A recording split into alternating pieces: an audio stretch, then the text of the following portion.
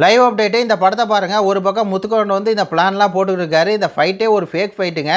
இந்த பக்கம் வந்து பாருங்கள், சௌந்தர்யாவோ விஷால் நின்னுட்டு எல்லாம் பிளானு, சத்தி எல்லாம் பிளானு. இந்த ஃபைட்டே ஒரு ஃபேக் ஃபைட்டு. அப்படி இருக்கவங்குள்ள பார்த்தீங்கன்னா, அந்த நாலாபுரமும் வந்ததுலேருந்து அதுவும் நேற்று நைட்டுலேருந்தே ஆரம்பிச்சிட்டாங்க. இந்த மாதிரி வந்து பார்த்தீங்கன்னா, சௌந்தர்யா வந்து அப்படியே ரகடாயிட்டாங்க. பார்த்தீங்கன்னா, அன்சிதாவும் ரணவும் சண்டை போட்டுருக்காங்க. சௌந்தர்யா தேவையில்லாமல் உள்ளே போகிறாங்க அப்படின்னு சொன்னது. இன்றைக்கி காலையில் வந்து ரணவ் வந்து பார்த்தீங்கன்னா, பல நாள் திட்டர் ஒரு நாளாக போடுவான்னு சௌந்தர்யா ஃபஸ்ட்டு இன்னசென்ட்டாக இருந்தாங்க. இப்போ வந்து இப்படி சுயரூபம் வெளியே வந்துருச்சு. இப்படியெல்லாம் ரணவ் வந்து சௌந்தர்யாவோட முகத்திரையை வந்து கிழிக்கிறாங்க.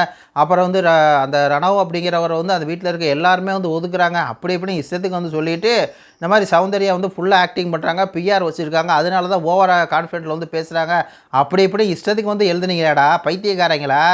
இந்த புறமோயே ஃபேக்குடா.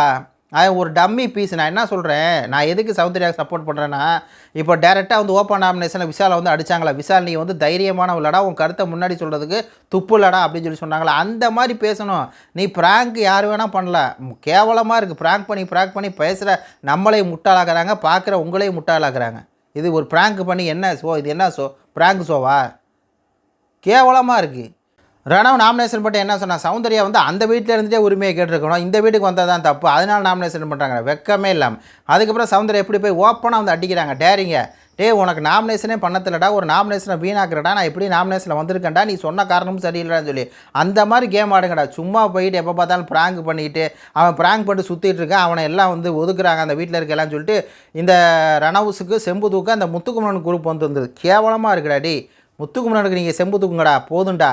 விஷால் செம்புகளை நீங்கள் விஷாலுக்கு செம்பு தூக்குங்கடா, போதுண்டா. சௌந்தர்யா அடிக்கணும் அப்படின்னா 3 பேர் ஒன்றா சேர்ந்துடுறீங்களாடா. எப்படா உங்களுக்குலாம் மனசாட்சி இருக்கா இல்லையா?